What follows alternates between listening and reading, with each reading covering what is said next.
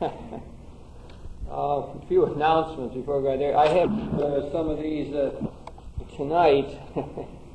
We are talking about Alfred North Whitehead. My sister called me today and wanted to know who I was lecturing on, and I told her, and she said, "Well, you better find some way to make that interesting." You're lecturing on Alfred Newman. I said, "No, Whitehead." Whitehead. Well, we'll try and see what we can do here. I want to start out by thinking of a particular type of problem that we face in our world today. And this is a situation of someone who is very immersed in the world of science, begins to study science and gets into that, very taken by the empirical method, begins to think that science really is got the methodology to deal with all of life's problems, begins to take on a sort of scientific outlook or viewpoint in life, and before long finds that they simply don't have any room anymore in that outlook for God. God simply is rather irrelevant in that particular viewpoint. All of the talk they remember about God from the past makes little sense to them. It begins to sound weird in relationship to this crisp, sharp study that they are able to do in the physical sciences. And therefore they drift away from the church. They have no particular need for that anymore. They quit praying, and they simply fall into what one might call an agnostic position. Now, it's the job of people like me to figure out how to respond to that. In other words, theologians always have the job of trying to figure out how you make the message relevant for people in real life situations. How can you talk about Christianity so that it does make sense to somebody who's immersed in the world of science? Well, how can you speak about God in a way that will make sense to that kind of person? Now, that is what Alfred North Whitehead was about, or has helped to spawn in our world. That is, he was a scientist. As you can tell, he's dead for many years now, died in 1947. But Whitehead was a mathematician, very immersed in the world of science, and very late in his life turned to the whole question of philosophy. And as part of his philosophical studies, he began to speak about God. And he did it in rather striking ways that have continued to influence theologians ever since. In fact, we have a whole school of theological thought known as process theology that takes its inspiration and insights from Alfred North Whitehead. He is extremely influential in the world of theology. Many of his followers teach at the University of Chicago and also out of Claremont, which is in California, which is a center of process studies. So we have a lot of people running around writing articles and giving lectures who call themselves Whiteheadians, followers of Alfred North Whitehead.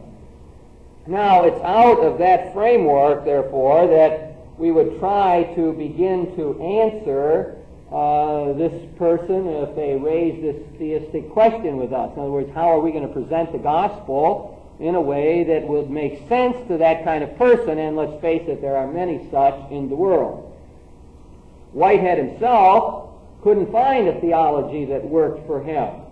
As you noticed, he was the son of a minister, priest, and grew up very religiously, but he never found really a theology that would allow him to stay within the bounds of Christianity, or would cause him to say, aha, that makes sense, or that accords with my scientific worldview.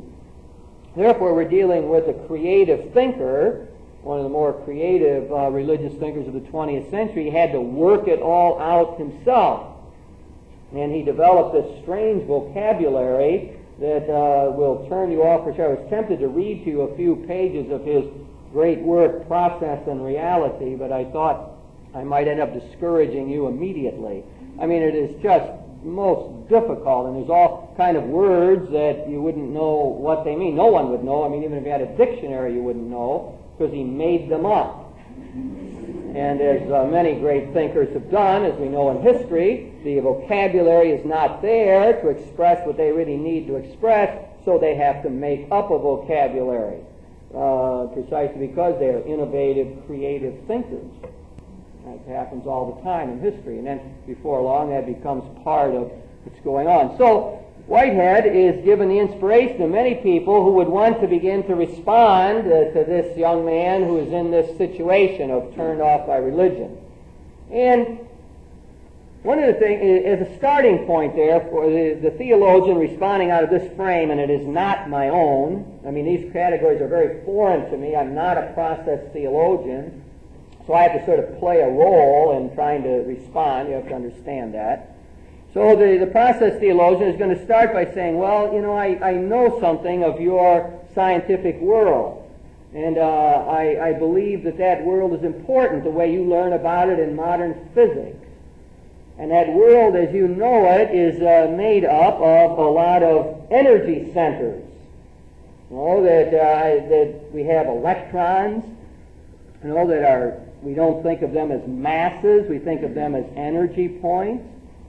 And also, when we begin to go from there, we can look at ourselves the same way, not as a fixed substance or essence, but ourselves as energy centers, and our mental processes as energy centers. As we take the energy that comes to us from the environment, from our past, and we process that, and there's a physiological basis for a lot of that in the brain, and then we create something new out of that.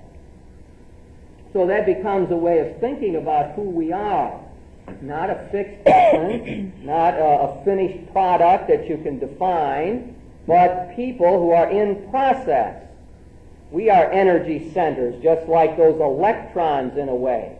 I mean, we can be fooled by a common sense notion. We think this is hard and it's just a massive thing here. But if the modern physics explains to us that we have all this motion here and this energy that's at work in this inert object here, what appears to be an inert object. In the same way with us, we think of ourselves as a soul or a bodied soul or a substance or an identity. But we're really not. What we are is a series of responses to situations. We are, at any given moment, we are just responding to what is, and then that's past. So it begins a whole new way to think about who we are. Oh, a very different way, perhaps, than we ordinarily think of all of this. We are energy events. That's a common word for, or energy occasions in Whitehead's thought.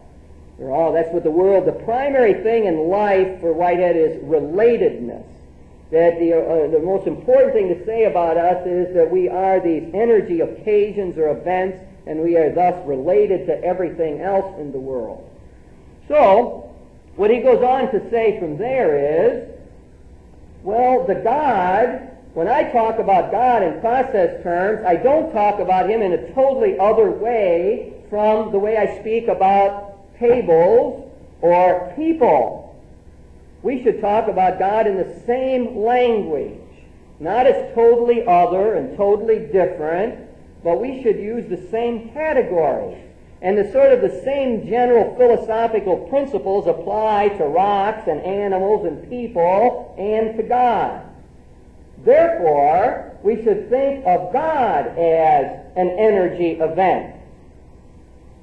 God is an energy occasion, or event is a better word. He doesn't use that for God. Energy event, a non-temporal one that is eternal, but an energy flow. Now we begin to think about God or talk about God in words maybe or phrases that start to make sense to people who are in this scientific framework. Then we say, now, how are we going to talk about this energy event that we call God? And we would say, well, in one sense, this energy event is nowhere. You can't locate it. Just like it's hard, perhaps, to locate the electron activity in this inert object. But in another way, this energy event that is God is everywhere. That energy event is in us, part of us. It makes up our world.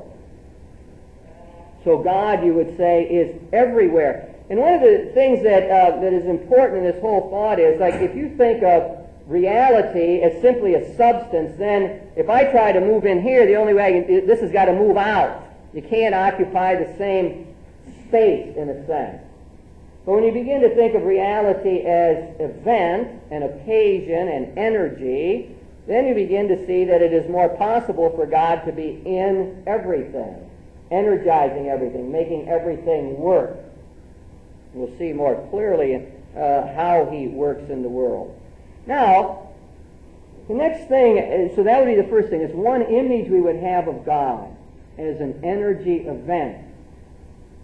Now, and this becomes the great insight of Whitehead, and the thing that pervades all of this thought, is that this energy event that we call God changes in relationship to us. Now, the classic outlook on God has always said, well, God is perfect. Therefore, God is unchanging. No, if he were changing, then you wouldn't be perfect. You'd be getting towards perfect, but you wouldn't be. So that has been the way we've generally talked about God in theology, at least. God is perfect being, unchanging, we would never say God gets angry, really, theologically. In the Bible it might say that, but we wouldn't think of God as getting angry. He's just totally other, in a sense. And what Whitehead says, and all of his process followers have picked up, is to say, no, we don't think that. If God is an event, then, and like us, and the general rules apply, then God changes. And God changes in response to us and to our world. So there's a way in which you could talk about God as saying, well, God has an abiding purpose for us, and he always loves us. And that would be sort of, to use his terminology, and I'm going to try to stay away from this as much as possible because it gets all confusing. But he calls that God's primordial nature. In other words, there's one way in which God, in a sense, doesn't change. God's always loving. He doesn't get up on Monday and say, I'm going to give the world a bad time today. I'm bad sorts. No, so there's one way that there's an abiding care and love for us. But there's another way in which God is always changing. He takes into himself all of these energy events that are going on in the world. All the things that are happening, God draws into what Whitehead calls his consequent nature, the nature that follows his close relationship with us. Thus, this turns everything around about thinking about God. This is, as I say, that if you don't get anything else out of it, and you want to know what process thinkers think, they think God is in process. God is changing. And God is changing as a result of what you and I do. In other words, we are really influencing God as time goes along. And God is involved in this world not as sort of a distant observer, but as an active participant.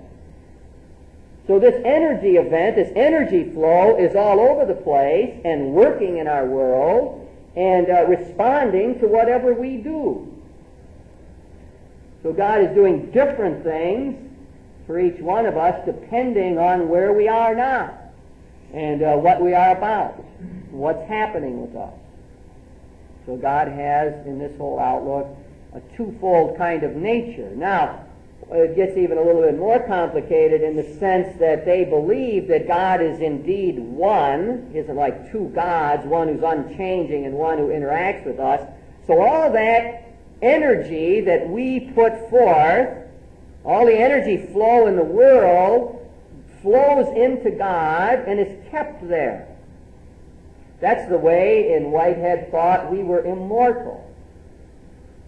and all that we do is immortal, because the energy we put forth and we accumulate and the event that we become as we go along becomes part of God in a sense. So, the process thinkers pick up that major idea and say, okay, we can go with a scientific outlook. We can begin our whole analysis with what modern physics is saying about energy and light being a wave and electrons and all that, and we can apply it, and we can say the way you get to know about God is you know yourself. But you should know yourself as a person who is not a fixed entity. In other words, they make a point out of the fact that our consciousness changes. I mean, we go to bed at night and we fall asleep, and we're shut off from the world in a sense, but then we come back at it. And we come back at the world as it has changed in the meantime. It's now light out, for example, when it was dark before. We interact with that new situation. So we are a series of occasions. This is, some people recognize this from Buddhist thought. The Buddhism says there is no abiding self in us, but that we are this discrete or individualized event. And it's just one event after another is what we are. Now this flies in the face of the way we normally think. That's one reason why it is so hard to understand Whitehead for most of us. And it's one of the reasons that people imbued with a scientific mentality, who tend to think in terms of electrons and so on, begin to pick up on Whitehead and say, aha, he's speaking a language that I begin to understand now. I didn't promise it would be either interesting or easy. Now, what's the point of that? In other words, what one would be able to hopefully do with this person with a scientific mentality and say, no, God isn't weird. God is the supreme exemplification of what you are learning in science.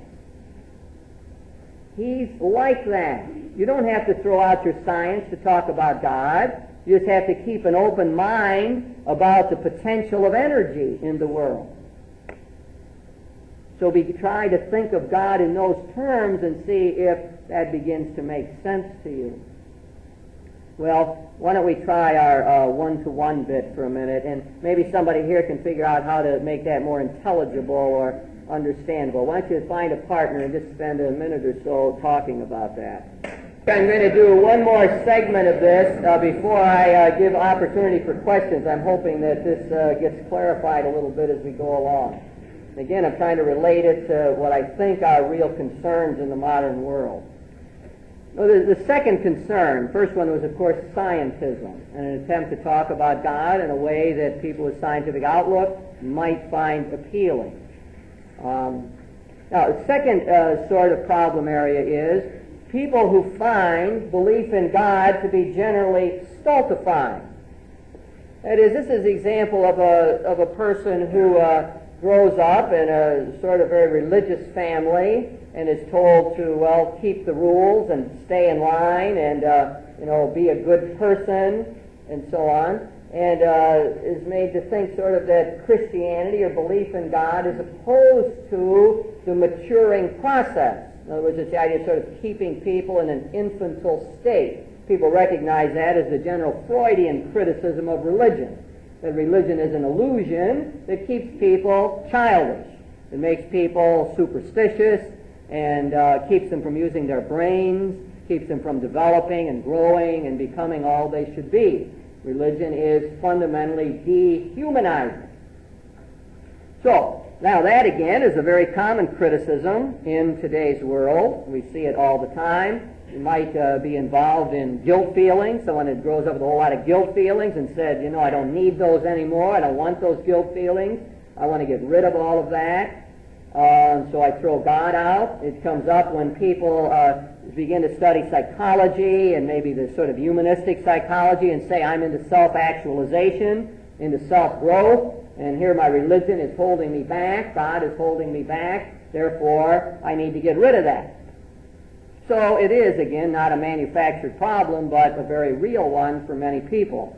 And again, what we need to do now is to speak about God in process terms and to see how the process theologians would try to answer that objection.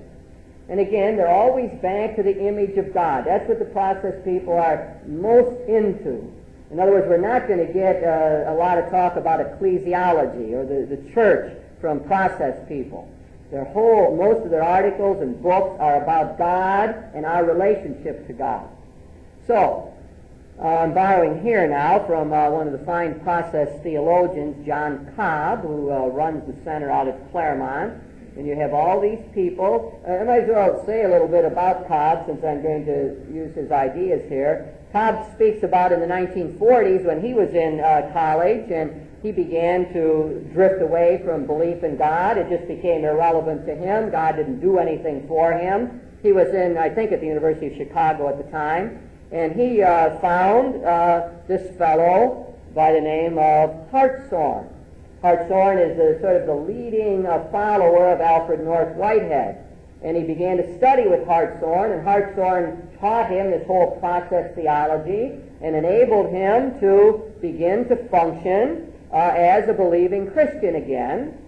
He feels that that was sort of the only thing that could have saved him at that point from falling into an atheistic position.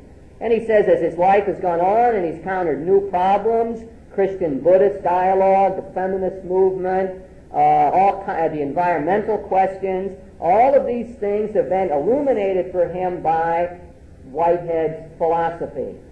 You know, it's very akin, I think that what happens, I was talking to a young person today about this and saying that, you have to find your own theological system. You've got to find a framework that you can use to deal with reality. Otherwise, you're just all over the board. You're always eclectic and pick here and there, and your mind's never clear. You don't know who you are, where you fit. Sooner or later, you have to develop your own theology. It might not be, in dialogue with Whitehead or Ron or anybody, but sooner or later, you've got to figure out what you think about the divine-human relationship. Now, for anybody who begins to deal with this seriously, what happens is you study, you read a little theology, you encounter these various thinkers, just like the people who have been coming to these lectures. Some of them you say, that makes no sense to me. Yeah, another downer. But then sometimes you hear one and you say, oh yeah, that makes sense to me. That fits. Oh boy, that really comes across to me.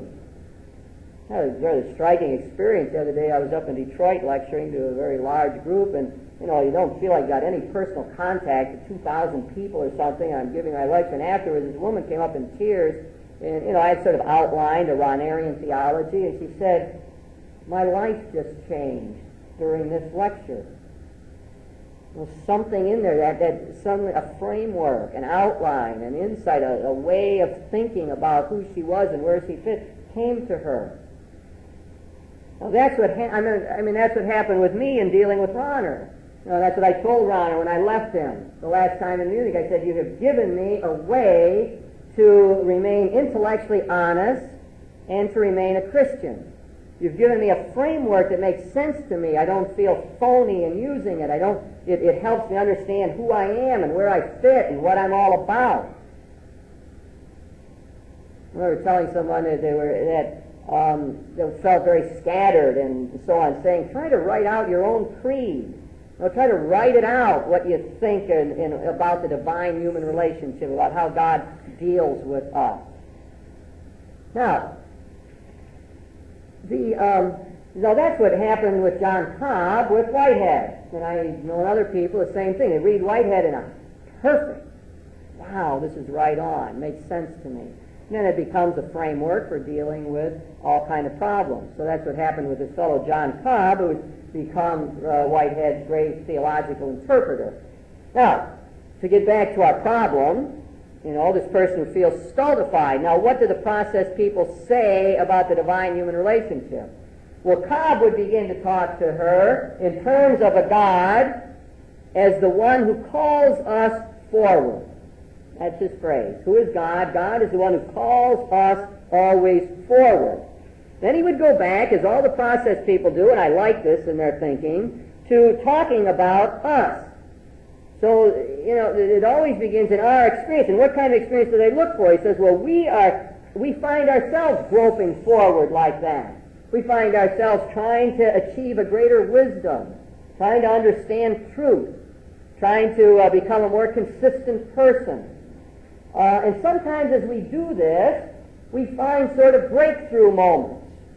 We're going along and we're studying and nothing comes, and suddenly you say, I get it.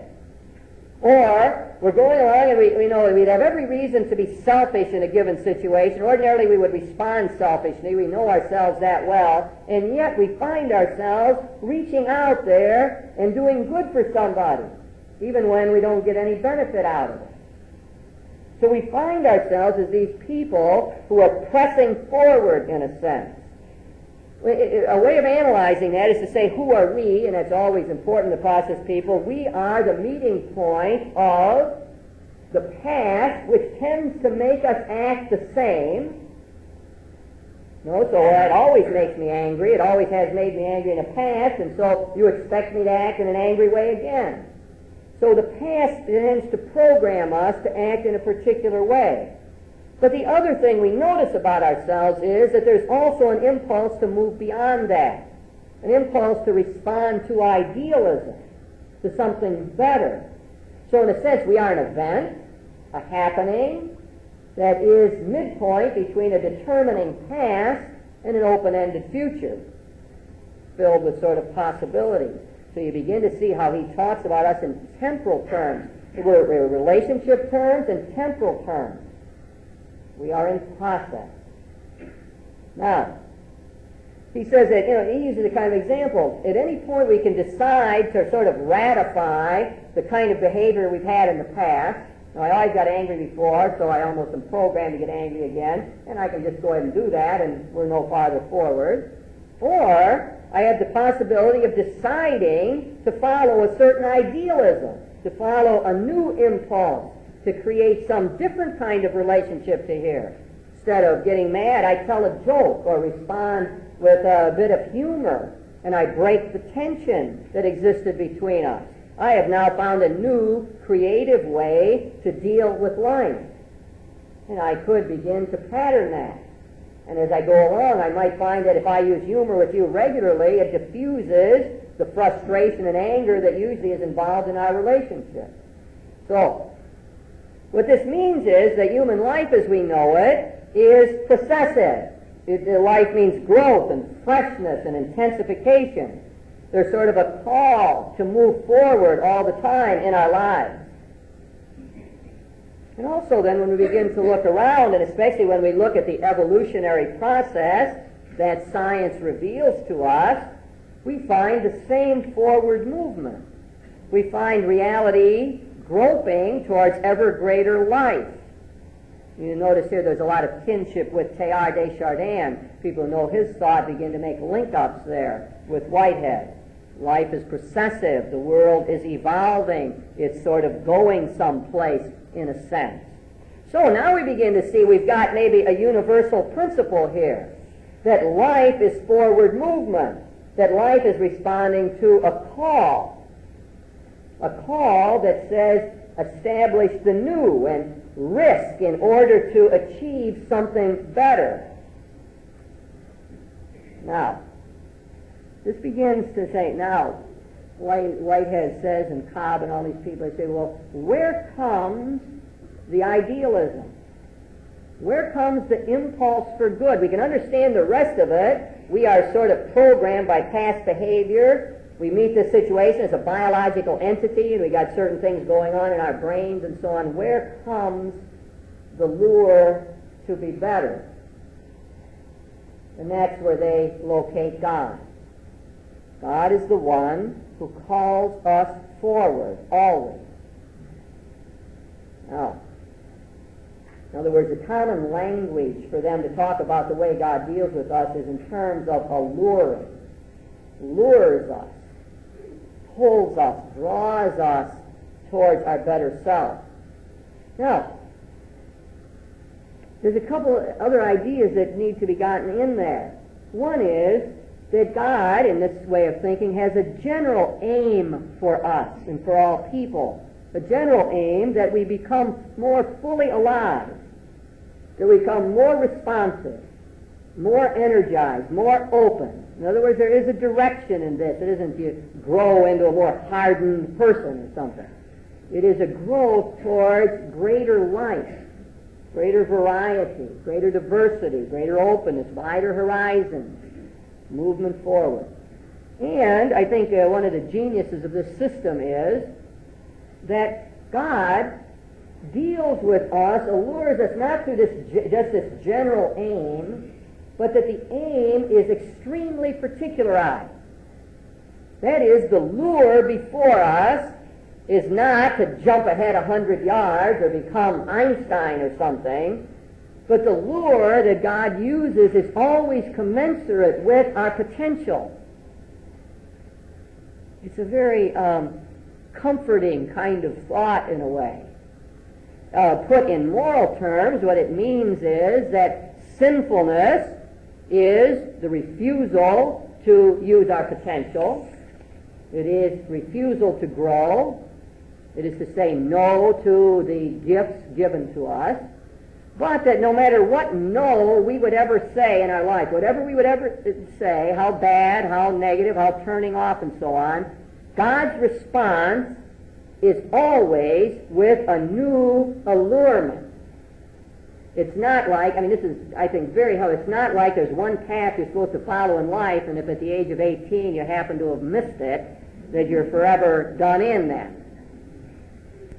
No, it is, no matter what path you would choose, or no matter what doors we would close, God would always open a new door. Because God is exactly that, the one who calls us forward in our precise situation at any given point. He's alluring us to new and richer possibilities. God is, in other words, the power that makes for novelty and creativity in life. Now, some people feel, these Whiteheadians, they don't just always say Whitehead is great. In other words, he's very sketchy. Usually, a lot of this is drawn from one book, Religion in the Making, which isn't all that profound, I don't think, and 35 pages in his classic work, Process and Reality. In other words, these volumes of theology that are written are drawn from very seminal ideas, incipient ideas. They're not worked out carefully by Whitehead himself at all.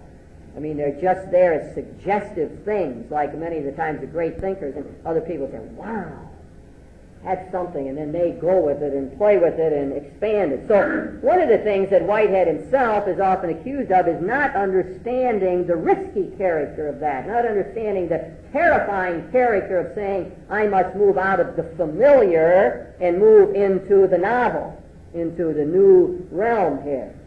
That this is often terribly frightening, so that the great drawback to self-growth becomes fear. Fear of risk, fear of new ideas, fear of the unknown, fear of moving beyond the familiar terrain that we are already occupying. Now, this becomes a way of thinking about God that ought to be abiding and personal. In other words, in the first example I gave, you could end up saying, like, well, who wants to pray to an energy force? Who wants to pray to this energy entity?